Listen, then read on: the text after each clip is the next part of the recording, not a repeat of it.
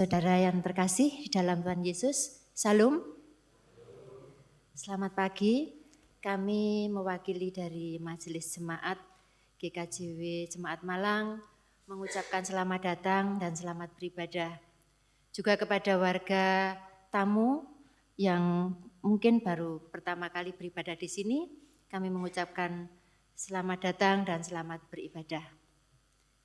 Bapak Ibu yang terkasih, ada ralat di Warta Jemaat halaman 3, ibadah patuhan kelompok 9 di keluarga Bapak Trilambang Sigilipu, pelayan tertulis Bapak Penetua Sabat Yasing Sasono yang benar, pelayannya Bapak Penetua Tejanto Adi Yudiono. Waktu dan tempat tetap. Bapak Ibu Saudara yang terkasih, pagi ini di Minggu tanggal 13 Agustus 2023, Minggu kedua di bulan pembangunan GKJW akan dilayani oleh Bapak Pendeta Emeritus Iman Santoso Puro STH. Umat dimohon berdiri.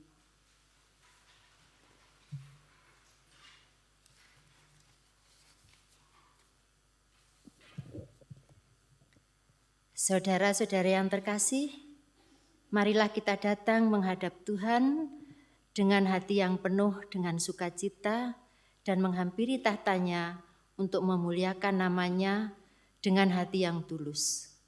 Mari kita memuji nama Tuhan dengan menyanyi dari PKJ nomor 7, bait 2 dan 3. Bersyukurlah pada Tuhan.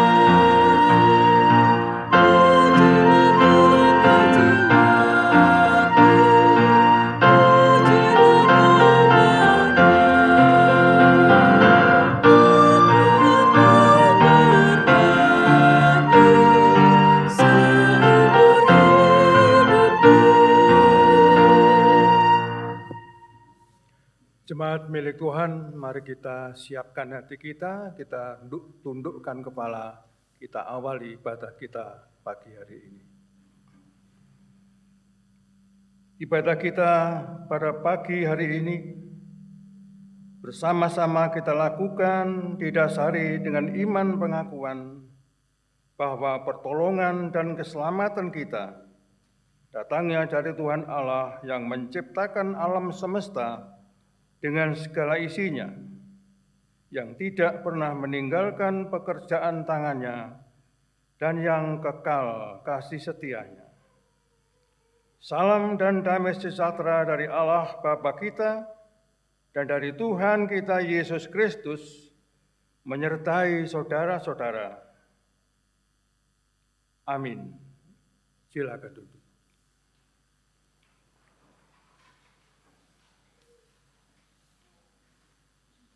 Jemaat yang dikasihi Tuhan, tema ibadah kita pada minggu ini sesuai dengan tema liturgis Gereja Kristen Jawi Wetan adalah kesatuan sebagai modal keterlibatan Gereja Kristen Jawi Wetan dalam pemulihan masyarakat. Dan tema khotbah saat ini adalah meraih uluran tangan Tuhan. Mari kita sambut tema ibadah kita pada minggu ini dengan bernyanyi dari Kidung Jemaat 256, bait 1 dan 3.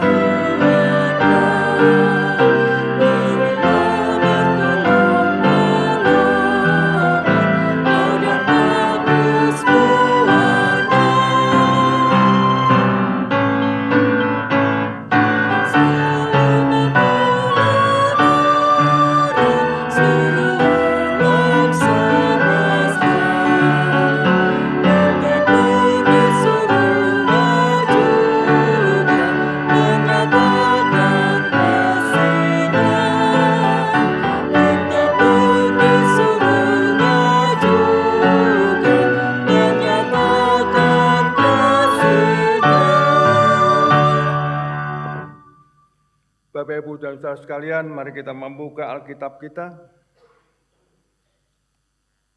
Kita buka pada surat Yohanes di dalam 1 Yohanes pasal 3, ayat 15 sampai 18. Yohanes pasal 3, ayat 15 sampai 18 yang demikian bunyinya. Setiap orang yang membenci saudaranya adalah seorang pembunuh manusia. Dan kamu tahu bahwa tidak ada seorang pembunuh yang tetap memiliki hidup yang kekal di dalam dirinya. Demikianlah kita ketahui kasih Kristus, yaitu bahwa Ia telah menyerahkan nyawanya untuk kita. Jadi kita pun wajib menyerahkan nyawa kita untuk saudara-saudara kita. Barang siapa mempunyai harta duniawi dan melihat saudaranya menderita kekurangan, tetapi menutup pintu hatinya terhadap saudaranya itu, bagaimanakah kasih Allah dapat tetap di dalam dirinya? Anak-anakku, marilah kita mengasihi bukan dengan perkataan atau dengan lidah, tetapi dengan perbuatan dan dalam kebenaran. Amin. Demikian Bapak Ibu sabda Tuhan melalui Rasul Yohanes yang telah kita dengarkan bersama-sama. Kasih harus nampak dalam perbuatan. Dan kasih ini tidak akan pernah selesai sepanjang hidup kita. Kita menyadari Bapak Ibu sekalian bahwa di dalam kita mempraktekkan kasih itu dalam hidup sehari-hari, baik di dalam keluarga maupun di tempat-tempat di mana kita ditempatkan Tuhan, juga di tengah-tengah jemaatnya pastilah ada kekurangannya. Dan mari kita sekarang sowan kepada Tuhan di dalam doa, kita akan mengakui dengan tulus dan rendah hati kesalahan kita. Mari kita berdoa. Tuhan Bapa kami yang Maha Kasih, Tuhan bersabda, datanglah kepadaku, hai kamu yang penat dan berbeban. Aku akan memberi keteduhan kepadamu. Saat ini Tuhan, kami datang yang syarat dengan dosa. Bersihkan keburukan itu dari hidup kami. Kami datang sebagai orang yang najis, tahirkanlah kami. Sebagai orang yang buta penglihatan batin, jernihkanlah agar kami mampu melihat kebenaran. Sebagai orang yang miskin perbuatan baik, jadikanlah jiwa kami dan perbuatan kami menjadi cerminan dari kasih sayang Tuhan. Ya Tuhan, penebus kami yang hidup, pakailah kami untuk maksud-Mu dengan cara yang Tuhan kehendaki dan bukan dengan cara kami sendiri. Ambillah tempat dalam hati kami guna menyebarkan kemuliaan-Mu. Dan jangan biarkan ketekunan serta kekuatan iman kami melemah, agar kami senantiasa dimampukan untuk bersaksi dan melayani dengan sepenuh hati. Hormat dan kemuliaan bagi Yesus Kristus untuk selama-lamanya. Amin. Bapak, Ibu, dan saudara sekalian yang dikasihi Tuhan, bagi setiap orang yang dengan tulus mengaku kesalahannya di hadapan Tuhan, pastilah Tuhan akan memberikan pengampunannya. Bapak, Ibu, kami undang untuk bangkit berdiri. Kita dengarkan firman anugerah yang disaksikan oleh Paulus di dalam Roma pasal 6 ayat 9 sampai ayat yang ke-11 yang demikian bunyinya. Karena kita tahu bahwa Kristus sesudah Ia bangkit dari antara orang mati, tidak mati lagi. Maut tidak berkuasa lagi atas Dia. Sebab kematiannya adalah kematian terhadap dosa satu kali dan untuk selama-lamanya. Dan kehidupannya adalah kehidupan bagi Allah. Demikianlah hendaknya kamu memandangnya, bahwa kamu telah mati bagi dosa, tetapi kamu hidup bagi Allah dalam Kristus Yesus. Amin. Kita sambut Bapak Ibu sekalian berita anugerah tadi dengan kita pujikan PKJ 232 bait 3 dan 4. Ku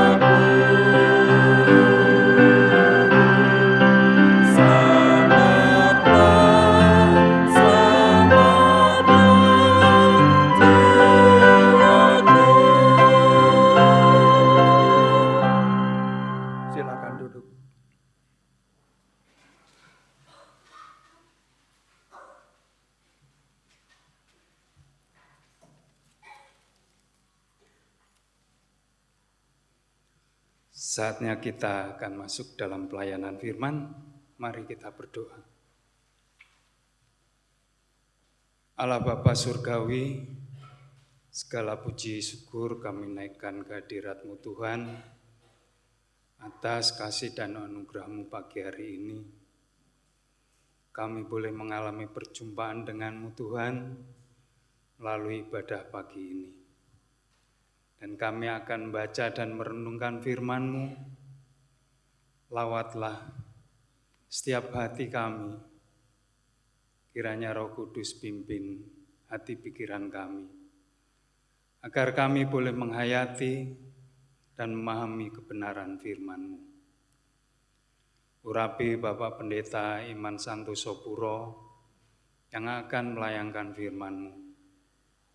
Kiranya hanya hikmat, jaksanaan Tuhan, sehingga apa yang boleh disampaikan jadi berkat bagi kami. Di dalam nama Tuhan kami Yesus Kristus kami berdoa. Amin. Kita akan memujikan Kidung Jemaat 52 bait yang pertama. Sabda Tuhan Allah.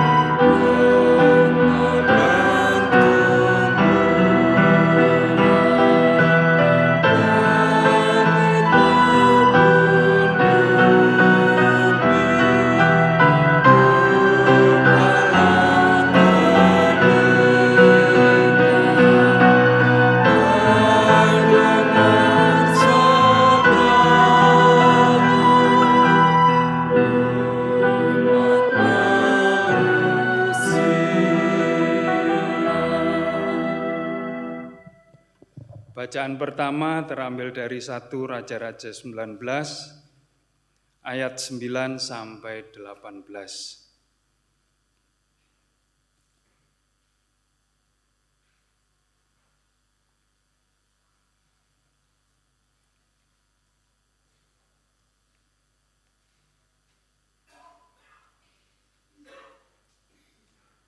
Satu Raja-Raja 19 ayat 9 sampai 18.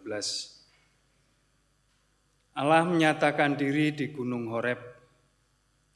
Di sana masuklah ia ke dalam sebuah gua dan bermalam di situ. Maka firman Tuhan datang kepadanya demikian. Apakah kerjamu di sini, hai Elia? Jawabnya, aku bekerja segiat-giatnya bagi Tuhan, Allah semesta alam.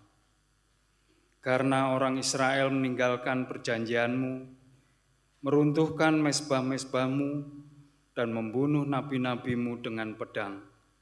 Hanya aku seorang dirilah yang masih hidup dan mereka ingin mencabut nyawaku. Lalu firman-Nya,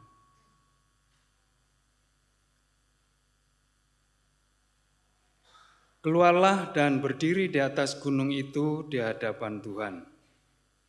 Maka Tuhan lalu, angin besar dan kuat yang membelah gunung-gunung dan memecahkan bukit-bukit batu, mendahului Tuhan. Tetapi tidak ada Tuhan dalam angin itu.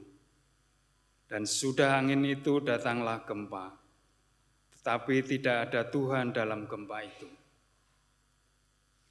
Dan sudah gempa itu datanglah api, tetapi tidak ada Tuhan dalam api itu. Dan sudah api itu datanglah bunyi angin sepoi-sepoi basah.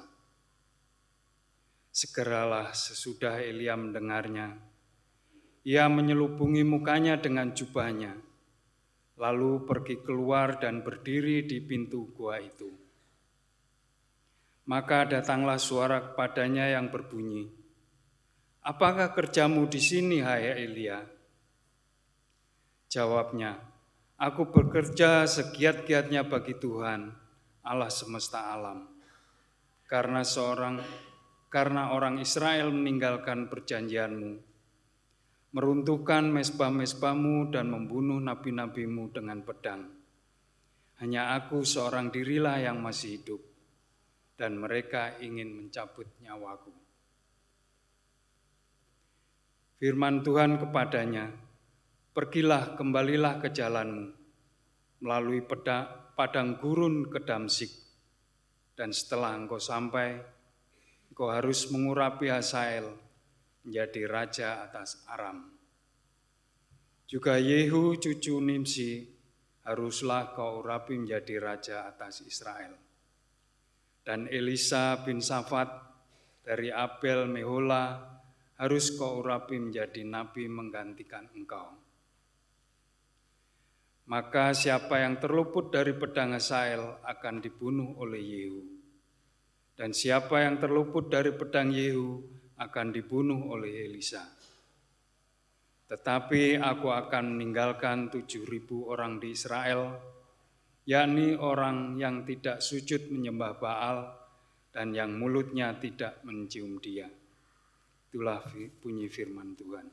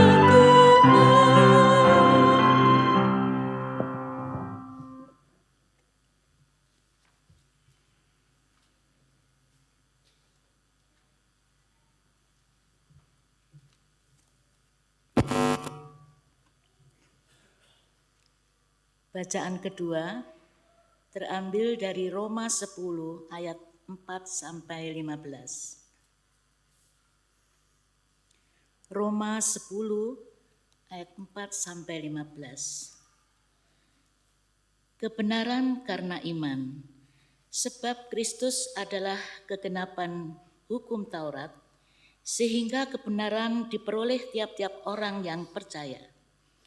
Sebab Musa menulis tentang kebenaran karena hukum Taurat. Orang yang melakukannya akan hidup karenanya. Tetapi kebenaran karena iman berkata demikian. Jangan katakan di dalam hatimu, siapakah akan naik ke surga, yaitu untuk membawa Yesus turun. Atau siapakah akan turun ke jurang maut, yaitu untuk membawa Kristus naik dari antara orang mati. Tetapi apakah katanya? Ini, firman itu dekat kepadamu, yakni di dalam mulutmu dan di dalam hatimu. Itulah firman iman yang kami beritakan. Sebab jika kamu mengaku dengan mulutmu bahwa Yesus adalah Tuhan dan percaya dalam hatimu bahwa Allah telah membangkitkan Dia dari antara orang mati, maka kamu akan diselamatkan. Karena dengan hati orang percaya dan dibenarkan, dan dengan mulut orang mengaku dan diselamatkan. Karena kitab suci berkata, barang siapa yang percaya kepada Dia tidak akan dipermalukan. Sebab tidak ada perbedaan antara orang Yahudi dan orang Yunani. Karena Allah yang satu itu adalah Tuhan dari semua orang, kaya bagi semua orang yang berseru kepadanya. Sebab barang siapa yang berseru kepada nama Tuhan akan diselamatkan. Tetapi bagaimana mereka dapat berseru kepadanya jika mereka tidak percaya kepada Dia? Bagaimanakah mereka dapat percaya kepada Dia jika mereka tidak mendengar tentang Dia? Bagaimanakah mereka mendengar tentang Dia jika tidak ada yang memberitakannya? Dan bagaimanakah mereka dapat memberitakannya jika mereka tidak diutus? Seperti ada tertulis, betapa indahnya kedatangan mereka yang membawa kabar baik. Demikianlah firman Tuhan. Inilah permulaan Injil Yesus Kristus.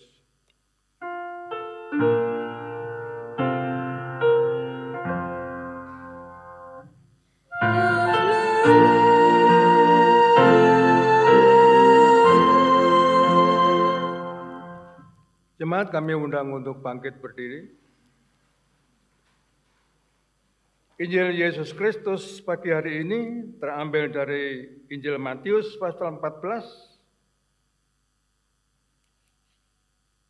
ayat 22 sampai dengan 32. Injil Matius 14 ayat 22 sampai 33 yang demikian bunyinya. Sesudah itu Yesus segera memerintahkan murid-muridnya naik ke dalam dan mendahuluinya ke seberang. Sementara itu ia menyuruh orang banyak pulang. Dan setelah orang banyak itu disuruhnya pulang, Yesus naik ke atas bukit untuk berdoa seorang diri. Ketika hari sudah malam, ia sendirian di situ. Perahu murid-muridnya sudah beberapa mil jauhnya dari pantai dan diombang-ambingkan ke lombang karena angin sakal. Kira-kira jam 3 malam datanglah Yesus kepada mereka berjalan di atas air. Ketika murid-muridnya melihat Dia berjalan di atas air, mereka terkejut dan berseru, "Itu hantu!" Lalu berteriak-teriak karena takut. Tetapi segera Yesus berkata kepada mereka, "Tenanglah, aku ini, jangan takut." Lalu Petrus berseru dan menjawab dia, "Tuhan, Apabila engkau itu, suruhlah aku datang kepadamu berjalan di atas air. Kata Yesus, datanglah. Maka Petrus turun dari perahu dan berjalan di atas air mendapatkan Yesus. Tetapi ketika dirasakan tiupan angin, takutlah ia dan mulai tenggelam lalu berteriak, Tuhan, tolonglah aku. Segera Yesus mengulurkan tangannya, memegang dia dan berkata, Hai orang yang kurang percaya, mengapa engkau bimbang? Lalu mereka naik ke perahu dan angin pun redalah. Dan orang-orang yang ada di perahu menyembah dia katanya, sesungguhnya engkau anak Allah. Berbahagialah setiap orang yang mendengar firman Tuhan dan melakukan di dalam hidupnya. Amin.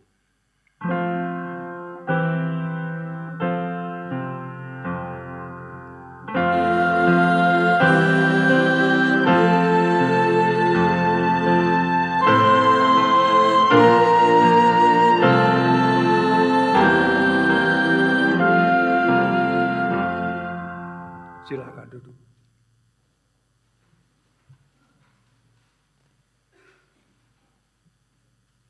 Jemaat milik Tuhan, gelombang adalah sesuatu yang sangat dipahami oleh hampir semua orang. Pada umumnya orang berbicara tentang gelombang laut. Namun ada juga gelombang pasir, sebagaimana yang terjadi di Gurun Sahara di Afrika. Gelombang laut dan gelombang pasir adalah realita, kenyataan. Dalam kehidupan sehari-hari, kata gelombang juga memiliki arti simbolik. Misalnya gelombang hidup, gelombang hati, gelombang cinta, dan lain sebagainya. Bila orang dilanda gelombang hidup, artinya dia sedang mengalami momen penderitaan dan pergumulan. Nabi Elia, Bapak Ibu sekalian, sebagaimana dikisahkan dalam 1 Raja-Raja 19 ayat 8-18, juga sedang mengalami gelombang hidup yang hebat, yang nyaris membuatnya putus harapan dan bahkan putus iman. Elia adalah seorang nabi pejuang, nabi politik yang berani menentang Raja Ahab yang memerintah pada tahun 876 sampai 853 sebelum Masehi, jadi 23 tahun. Ahab adalah seorang raja Israel yang menyebarkan kekafiran di Israel dengan membolehkan penyembahan Baal dengan 450 nabinya dan menyembah Dewi Asyera dengan 400 nabinya. 1 Raja-Raja 18 ayat 19. Elia dengan mati-matian menentang kekafiran di antara umat Allah. Maka Elia mengadakan konfrontasi langsung dengan Raja Ahab dan mengecamnya habis-habisan walaupun nyawa taruhannya. Oleh karena itulah saudara, Elia sangat dibenci oleh Raja Ahab dan semua elit kekuasaan kalangan istana, para nabi Baal dan juga para nabi Asyera. Elia pun tak luput dari ancaman kematian karena Isabel, istri Ahab, bersepakat untuk membunuhnya. 1 Raja-Raja 19 ayat 2. Sekalipun Elia juga berhasil melenyapkan para nabi Baal dan Dewi Asyera, tetapi Elia sangat terguncang dan putus asa karena dia merasa bahwa perjuangannya gagal total. Dan dia merasa dibiarkan sendirian oleh Tuhan untuk berjuang sendiri. Oleh karena itulah saudara, Elia kemudian melarikan diri dari Israel dan dari hadirat Tuhan dan mengarungi gelombang pasir di gurun, lalu bersembunyi di sebuah goa di Gunung Horeb. Sekarang Gunung Sinai, wilayah Mesir. Untunglah Bapak Ibu sekalian, Tuhan Allah tidak membiarkan Elia mengubur dirinya di gua gelap keputusasaan, dan Tuhan mengulurkan tangannya dan menyuruh Elia keluar serta memberinya makan dan minum. Tuhan Allah tidak membiarkan Elia terbenam dalam gelombang keputusasaan. Dan setelah memberikan peneguhan, Tuhan Allah mengutusnya kembali ke dunia nyata, ke tengah umat Israel untuk mengurapi raja baru yang telah dipilih oleh Tuhan. Nah, saudara, pada saat yang tepat, Tuhan Allah selalu mengulurkan tangannya kepada siapa saja yang berbuat baik meskipun sempat hampir tewas dihantam gelombang kehidupan yang keras. Jemaat milik Tuhan, Petrus juga sempat mengalami tiupan angin kencang yang membuatnya hampir tenggelam di Danau Galilea. Dengan semangat yang menyala-nyala, dia ingin menyambut Tuhan Yesus yang sedang berjalan di atas air. Selain merupakan sebuah peristiwa nyata, Bapak Ibu sekalian, peristiwa yang sangat mencengangkan, hal Kristus berjalan di atas air ini juga merupakan simbol penaklukan kuasa jahat. Sebab air di dalam kesaksian kitab suci juga sering menjadi simbol kekuatan yang bisa menghancurkan siapa saja. Dengan terjadinya peristiwa Yesus berjalan di atas air ini, penginjil Matius ingin menonjolkan keunggulan Kristus atas kuasa-kuasa lain yang sering membuat manusia tenggelam. Semangat Petrus untuk meniru sang guru, menaklukkan kejahatan, ternyata tidak mencukupi. Bahkan dia sendiri hampir saja digulung oleh gelombang kejahatan. Untunglah di saat kritis dia masih sempat berteriak, "Tuhan, tolonglah aku." Dan segera Kristus mengulurkan tangannya. Matius 14 ayat 30 dan 31. Ibu bapak, saudara milik Tuhan, sudah dari sononya bahwa manusia harus mengalami gelombang kehidupan. Tak seorang pun yang tidak pernah mengalami dinamika hidup, atau dengan kata lain, tak seorang pun yang terbebas dari perjuangan berat untuk menggapai kebahagiaan dan menegakkan kebenaran.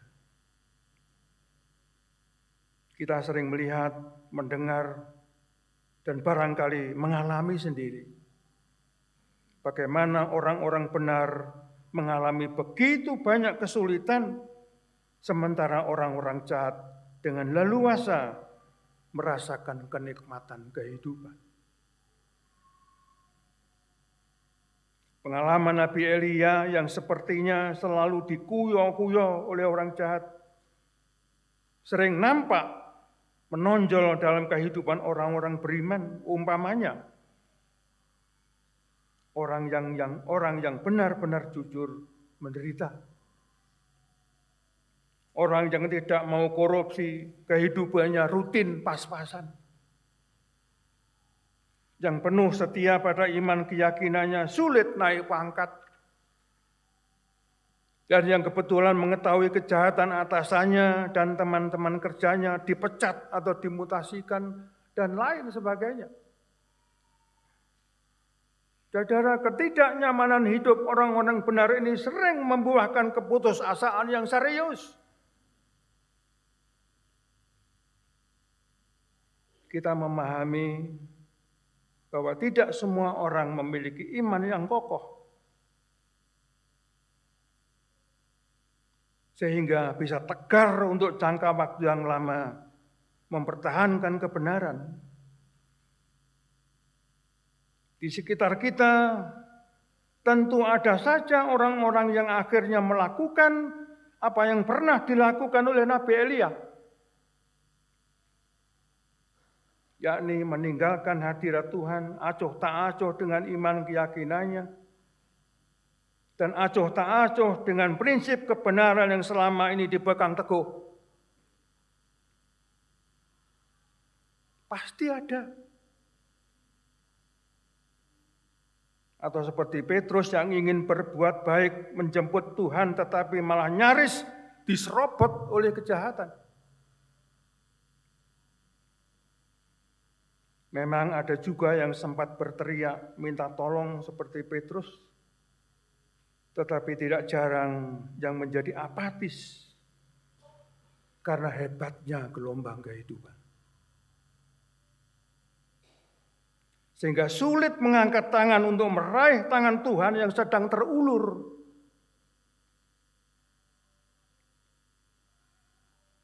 Sesungguhnya, saudara, gelombang hidup itu, kesulitan dan penderitaan yang dialami oleh seseorang adalah merupakan godaan yang memang bisa menghancurkannya.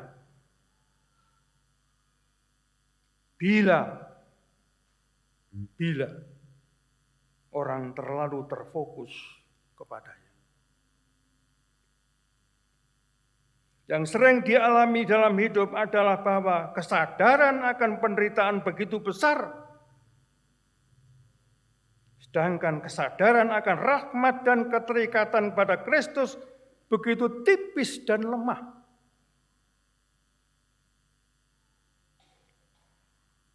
Padahal andai kata orang lebih terfokus kepada Kristus, maka dia akan makin peka bahwa Kristus sedang mengulurkan tangan untuk menolongnya. Nah, saudara, Kristus akan menganugerahi kekuatan dan ketahanan, sehingga gelombang hidup yang menderanya itu tidak akan menghanyutkannya. Inilah Bapak, Ibu, dan saudara sekalian yang sering terjadi, bahwa Tuhan tidak mengangkat beban hidup itu dari pundak kita. Tidak. Tetapi Tuhan memberikan kekuatan kepada kita untuk menanggungnya. Bukankah begitu? Kita berdoa untuk Tuhan mengangkat beban hidup kita. Tidak. Aku akan memberi kekuatan kepadamu untuk memikulnya. Itulah yang terjadi. Itulah yang dialami oleh Yesus Kristus di Getsemane. Bapa, kalau bisa cawan ini lalu daripadaku, tetapi bukan kehendakku, tapi kehendakmu yang terjadi. Bapak, Ibu, dan sekalian, jemaat Tuhan, milik Tuhan, di suatu pagi yang tenang, seorang pemuda remaja ikut naik ke perahu layar untuk mulai belajar menjadi seorang pelaut. Setelah berlayar beberapa hari, terlihat tanda-tanda bahwa badai akan datang. Pemuda remaja ini disuruh memanjat tiang layar ke atas untuk memperhatikan datangnya arus badai.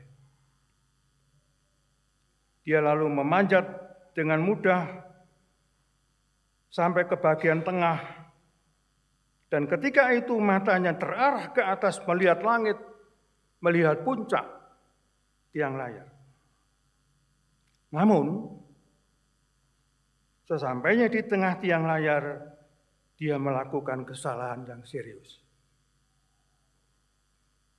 Dia memandang ke bawah, memandang ke atas air laut yang sedang bergemuruh. Dia nampak begitu terkejut dan gemetar ketakutan, nyaris terjatuh. Karena begitu ngeri. Seorang pelaut setengah baya yang sudah sangat berpengalaman berteriak keras kepada dia. Lihat ke atas, lihat ke atas. Pemuda remaja itu dengan cepat mengalihkan kembali pandangannya ke langit dan dengan pelan namun meyakinkan dia sampai ke puncak tiang layar dan melihat datangnya arus badai. Ibu, bapak, dan saudara milik Tuhan, di saat-saat kita sedang dihantam oleh gelombang kehidupan yang berat, tetaplah mata iman kita terfokus kepadanya. Sebab tangan Tuhan sedang terulur untuk menolong kita. Agar kita sanggup menanggungnya. Tangan Tuhan terulur untuk menolong kita dan kita raih. Supaya apa? Supaya kita sanggup menanggungnya. Sebagaimana kesaksian Rasul Paulus, segala perkara dapat kutanggung di dalam Dia yang memberikan kekuatan kepadaku. Segala perkara dapat kutanggung di dalam Dia yang memberikan kekuatan kepadaku. Amin. Mari kita ambil saat teduh.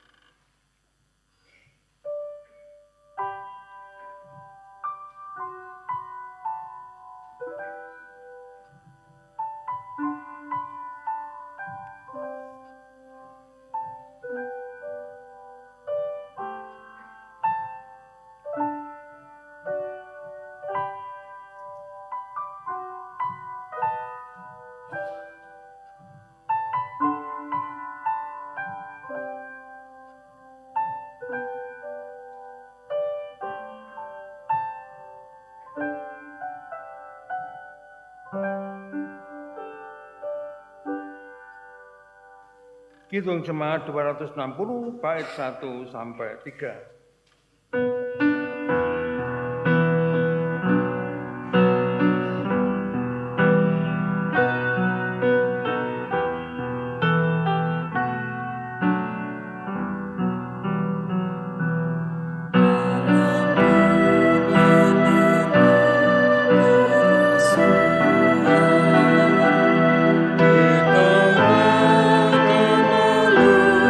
Bermusuhan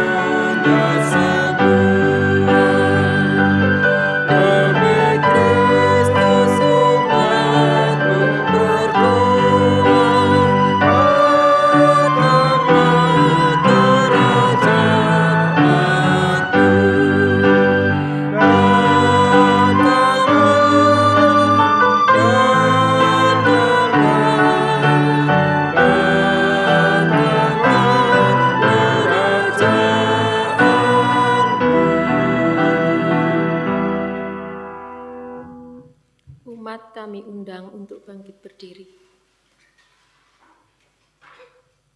Marilah bersama-sama kita memperbaharui pengakuan iman rasuli. Aku percaya kepada Allah, Bapa yang Maha Kuasa, Khalik langit dan bumi, dan kepada Yesus Kristus, Anaknya yang tunggal Tuhan kita, yang dikandung daripada Roh Kudus, lahir dari anak darah Maria, yang menderita di bawah pemerintahan Pontius Pilatus, disalibkan, mati dan dikuburkan, turun ke dalam kerajaan maut. Pada hari yang ketiga, bangkit pula dari antara orang mati, naik ke surga, duduk di sebelah kanan Allah, Bapa yang Maha Kuasa, dan akan datang dari sana untuk menghakimi orang yang hidup dan yang mati. Aku percaya kepada Roh Kudus, gereja yang kudus dan am, persekutuan orang kudus, pengampunan dosa, kebangkitan daging, dan hidup yang kekal. Amin. Umat dipersilahkan duduk. Mari Bapak Ibu sekalian kita ambil saat teduh, kita masuk dalam doa syafaat. Tuhan Bapa yang Maha Kasih, kami bersyukur karena melalui kesaksian kitab suci, kami telah menerima firman dan kehendak Bapa. Permohonan kami ya Bapa, bimbinglah kami terus-menerus dengan firman dan kehendak Bapa, agar hati dan pikiran kami tidak menyimpang ke kanan atau ke kiri. Cerai dan kuatkan hati dan pikiran kami dengan kuasa Roh Kudus, agar kami dimampukan untuk mengemban tugas besar yang telah Bapa siapkan untuk masing-masing kami. Berilah kami kesadaran yang penuh bahwa Bapa selalu dekat dengan kami. Sebab jika tidak, iman kami akan melemah dan gelombang kejahatan akan menenggelamkan kami. Kiranya kuasa Bapa tetap menjaga keselamatan kami, dan kasih Bapa selalu membimbing kami. Tuhan Bapa yang Maha Murah, perkenankan kami memohon untuk saudara-saudara kami yang mengalami kesulitan akibat kekuatan raga yang melemah karena usia lanjut, karena sakit-sakitan. Demikian pula untuk saudara-saudara kami yang menanggung beban hidup yang berat, yang sedang ada dalam pencobaan, dan siapapun saudara-saudara kami yang selalu mendambakan kasih pertolongan Bapa. Mohon jangan tegakan mereka ya Bapa. Kiranya berkenan mengulurkan tangan, menjamah jiwa, hati, pikiran, dan raga mereka. Tentulah mereka akan menerima kekuatan lahir dan batin, serta kesehatan yang mereka harapkan. Kami juga memohon untuk saudara-saudara kami sepelayanan, baik di lingkup jemaat daerah maupun majelis agung. Apapun jabatan gerejawi yang mereka miliki, dan tugas panggilan apapun yang mereka emban, anugerahi mereka dengan kemampuan akal budi, keterampilan, kecakapan, agar melalui pelayanan mereka, jemaat dan gereja Tuhan semakin semarak dengan pribadi-pribadi yang dengan sukacita mempersembahkan talentanya bagi pembangunan tubuh Kristus demi kemuliaan Bapa. Bapa, Tuhan surgawi, kami juga memohon untuk bangsa dan negara dan para pemimpin kami dari tingkat pusat sampai pedesaan. Anugerahi mereka dengan roh kebijaksanaan dan tekad yang kuat untuk benar-benar melayani warga negara dengan jujur, benar, dan setia. Wujudkanlah persatuan melalui kami yang berbeda, baik suku, bahasa, agama, pilihan politis, maupun adat kebiasaan, agar benar-benar terpelihara negara kesatuan Republik Indonesia. Apalagi dalam tahun politik, menjelang pemilihan presiden, wakil presiden, suhu politik akan memanas karena ulah orang-orang yang tidak bertanggung jawab. Basmilah yang jahat di negara kami, ya Bapa. Semua dusta, benci, dan tipu. Tumpaslah dengan roh kebijaksanaan Bapa, agar datanglah kerajaan Bapa yang dapat dinikmati oleh semua warga negara tanpa kecuali. Di dalam nama Yesus Kristus yang telah mengajar kami berdoa.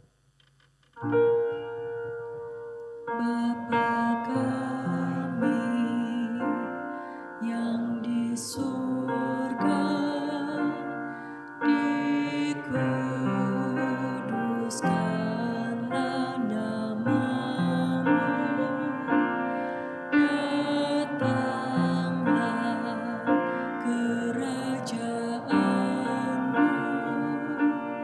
jadilah kehendak-Mu di bumi seperti di surga. Berikanlah kami pada hari ini makanan kami yang secukupnya, dan ampunilah kami akan kesalahan kami, seperti kami juga mengampuni orang yang bersalah kepada kami, dan janganlah membawa kami ke dalam pencobaan, tetapi lepaskanlah kami daripada yang jahat, karena Engkau yang mempunyai kerajaan dan kuasa dan kemuliaan sampai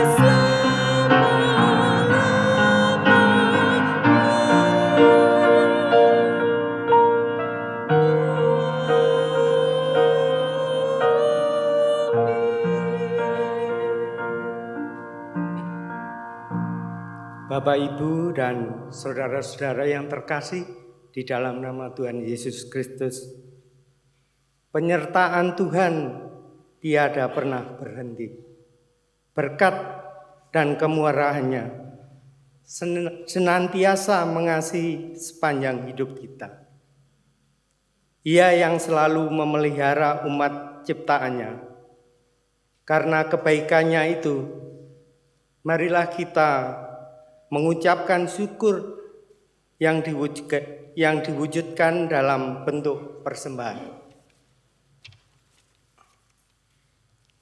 Sebagai dasar di dalam kita mempersembahkan, ada firman Tuhan yang diambil dari 1 Tawarikh 16 ayatnya yang ke-29 yang demikian.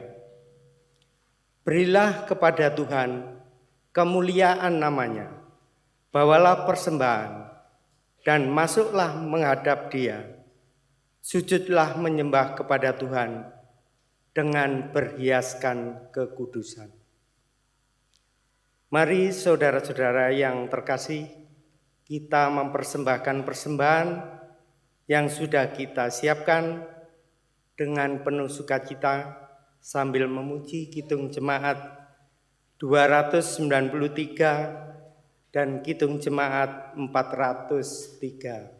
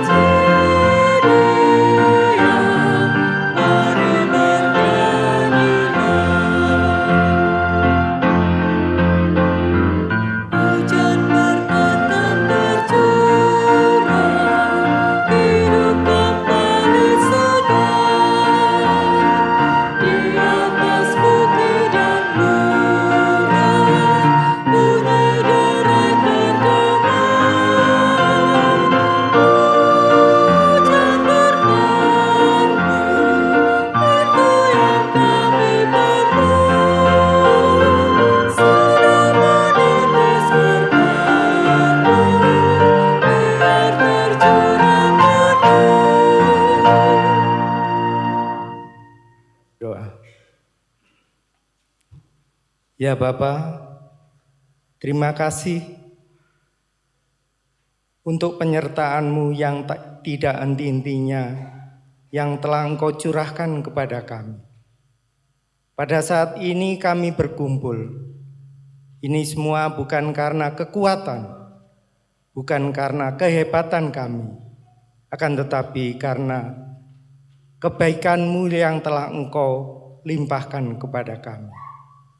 Kami telah mengumpulkan persembahan, berkatilah tangan-tangan yang memberi, dan kiranya Engkau menjadikan persembahan ini menjadi persembahan yang harum dan berkenan kepadamu.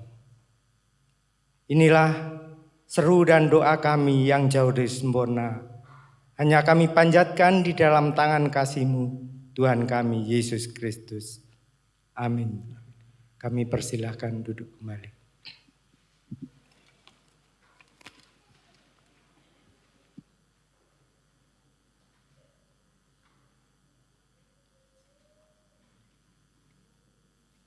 Bapak Ibu, mari kita bangkit berdiri.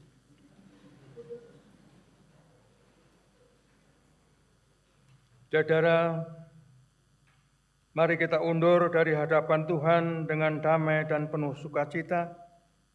Kita jalani hidup kita dengan ucapan syukur. Nyanyian Kidung Baru 212 bait 1 sampai 3.